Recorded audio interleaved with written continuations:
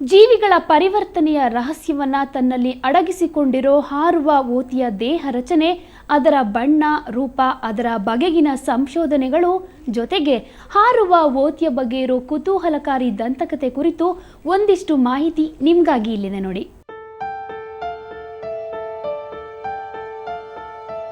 ಓತಿ ಖ್ಯಾತದಂತೆ ಕಾಣುವ ಈ ಹಾರುವ ಹಲ್ಲಿ ಅಥವಾ ಹಾರುವ ಓತಿಗಳಲ್ಲಿ ಗಂಡು ಅತಿ ಸುಂದರ. ಹಾಗಾಗಿ ಇದು ಹೆಣ್ಣು ಓತಿಯನ್ನು ಆಕರ್ಷಿಸುವ ಸಲುವಾಗಿ ತನ್ನ ರೂಪ ಬಣ್ಣಗಳಲ್ಲಿ ವೈವಿಧ್ಯತೆಯನ್ನು ಮೈಗೂಡಿಸಿಕೊಂಡಿದೆ. ಬಿಲ್ಲೇಶ್ವರದಲ್ಲಿ ಪ್ರತ್ಯಕ್ಷವಾಗಿದ್ದ ಹಾರುವ ಓತಿ ಗಂಡಾಗಿದ್ದು ಸುಮಾರು 6 ಇಂಚು ಉದ್ದವಿದೆ.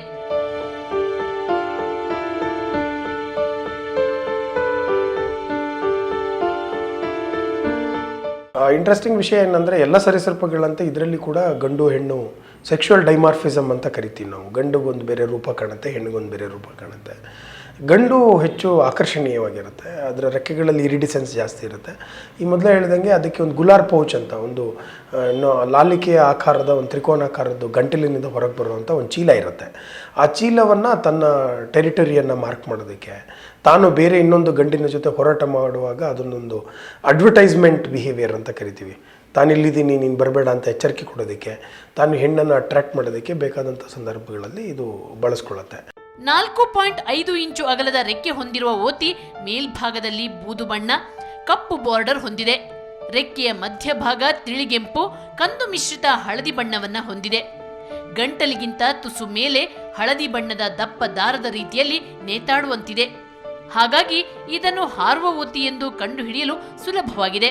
ಅದರ ರೆಕ್ಕೆ ಯಾವ ರೀತಿ ಬಣ್ಣ ಇದೆ ಅಂದರೆ, ರೆಕ್ಕೆಯ ಬಾರ್ಡ್ರಲ್ಲಿ ಕಪ್ಪದೊಂದು ಬಾರ್ಡ್ರ್ ಇದ್ದಾಗಿದೆ.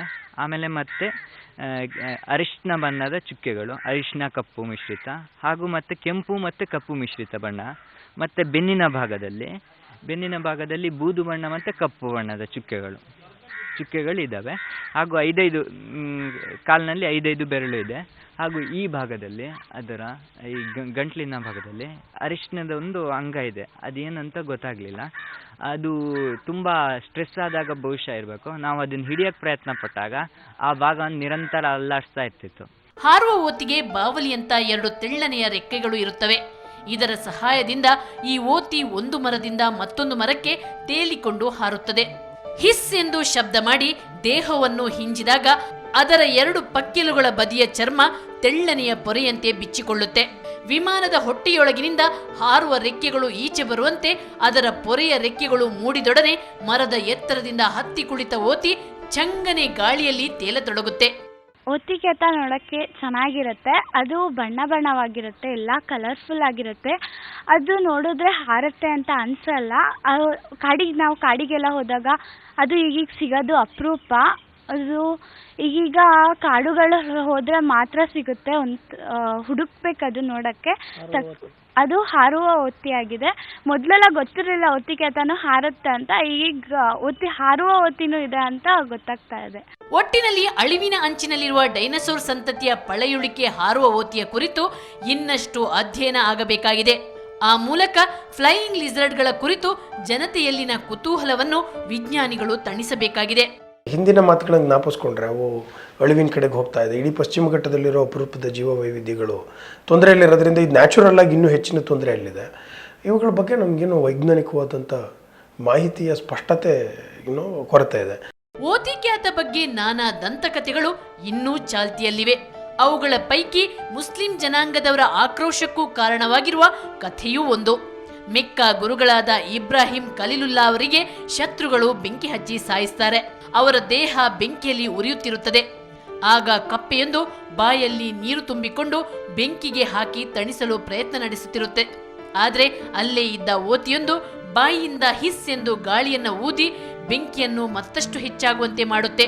ಇದರಿಂದ ಧರ್ಮಗುರುಗಳನ್ನು ಸಾಯಿಸಿದ ಶತ್ರುಗಳಿಗೆ ಸಹಕಾರ ನೀಡಿದ ಕುಖ್ಯಾತಿಗೆ ಓತಿ ಒಳಗಾಯಿತು. ಹಾಗಾಗಿ ಮುಸ್ಲಿಂ ಜನಾಂಗದವರು ಇದನ್ನ ಕಂಡಲ್ಲಿ ಸಾಯಿಸುವ ಮೂಲಕ ಗುರುಗಳ ಆತ್ಮಕ್ಕೆ ಶಾಂತಿ ಸಿಗುವಂತೆ ಮಾಡ್ತಿದ್ದಾರೆ. ಈ ನಂಬಿಕೆ ಓತಿ ಜಾತಿಯ ಜೀವಕ್ಕೆ ಸಂಚಕಾರ ತಂದಿದೆ. ಓತಿ ಖ್ಯಾತ ಇದೆಯಲ್ಲ, ನಮ್ಮಲ್ಲಿ ಅದನ್ನ ಹೊಡೆಯಂತ ಪದ್ಧತಿ ಇದೆ. ಯಾಕಪ್ಪ ಹೊಡಿತಾರೆ ಅಂತ ಹೇಳಿದಾಗ, ಆವಾಗ ನಮ್ಮ ಇಬ್ರಾಹಿಂ ಖಲೀಲುಲ್ಲಾ ಅವ್ರನ್ನ ಶತ್ರುಗಳು ಓಡಿಸ್ಕೊಂಡ್ಬಂದು ಅವ್ರನ್ನ ಹಿಡಿದು ಬೆಂಕಿಯಲ್ಲಿ ಸುಡುವಾಗ ಈ ಓತಿಕ್ಯಾತ ಇದೆಯಲ್ಲ ಇದ್ರದ್ದೊಂದು ಪಾತ್ರ ಇದೆ. ಅವಾಗ ಆ ಮಹತ್ವದ ಒಂದು ಪಾತ್ರ ಮಾಡುತ್ತೆ. ಆ ಓತಿಕ್ಯಾತ ಏನು ಮಾಡತ್ತಪ್ಪ ಅಂತ ಹೇಳಿದ್ರೆ ತನ್ನ ಉಸಿರನ್ನು ಜೋರಾಗಿ ಒಳಗಡೆ ತಗೊಂಡು ಆ ಉಸಿರಿಂದ ಊಬತ್ತೆ ಅದಕ್ಕೆ. ಯಾಕಪ್ಪ ಅಂತೇಳಿದ್ರೆ ಆ ಬೆಂಕಿ ಹಾರೋಗೋ ಸಂದರ್ಭದಲ್ಲಿ ಹಾರಿ ಬೂದಿ ಬೂದಿ ಆಗ್ತಾ ಇರುತ್ತೆ ಆ ಟೈಮಲ್ಲಿ. ಇದನ್ನು ಜೋರಾಗಿ ಊಬತ್ತೆ ಉಸಿರು ತಗೊಂಡು. ಆ ಬೆಂಕಿ ಮತ್ತಷ್ಟು ಜೋರಾಗಲಿ ಅದು ಅಂಥೇಳಿ ಅವ್ರನ್ನ ಮತ್ತೆ ಸುತ್ಕೊಳ್ಳಿ ಬೆಂಕಿ ಅಂಥೇಳಿ ಆ ಟೈಮಲ್ಲಿ ಆ ಓತಿಕ್ಯಾತ ಈ ಕೆಲಸ ಮಾಡುತ್ತೆ. ಆದ್ದರಿಂದ ನಮ್ಮ ಜಾತಿಯಲ್ಲಿ ಈ ಓತಿಕ್ಯಾತನ ಹೊಡೆದ್ರೆ ಸುನ್ನತ್ ಅಂತೇಳಿ ಹೇಳ್ತಾರೆ.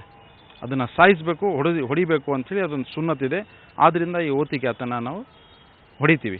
ದಂತಕಥೆಗಳು ಏನೇ ಇದ್ರೂ ಅತ್ಯಂತ ಅಪರೂಪ ಎನಿಸಿರುವ ಹಾರುವ ಓತಿಯನ್ನು ಉಳಿಸಿ ಬೆಳೆಸಿ ಸಂರಕ್ಷಿಸುವುದು ನಮ್ಮೆಲ್ಲರ ಕರ್ತವ್ಯ ಆಗಿದೆ. ಇವತ್ತಿನ ಎಪಿಸೋಡ್ ನಿಮ್ಮಲ್ಲಿ ಅಪರೂಪದ ಅತ್ಯಂತ ಪುರಾತನ ಜೀವಿಯ ಬಗ್ಗೆ ಜ್ಞಾನ ಹೆಚ್ಚಿಸಿತು ಅಲ್ವಾ? ಇದು ಇವತ್ತಿನ ಸುವರ್ಣ ಫೋಕಸ್. ಇನ್ನೊಂದು ಕುತೂಹಲಕಾರಿ ಸುದ್ದಿಯೊಂದಿಗೆ ಮತ್ತೆ ಬರ್ತೀನಿ. ಕ್ಷಣ ಕ್ಷಣದ ಸುದ್ದಿಗಾಗಿ ನೋಡ್ತಾ ಇರಿ ಸುವರ್ಣ ನ್ಯೂಸ್ 24/7.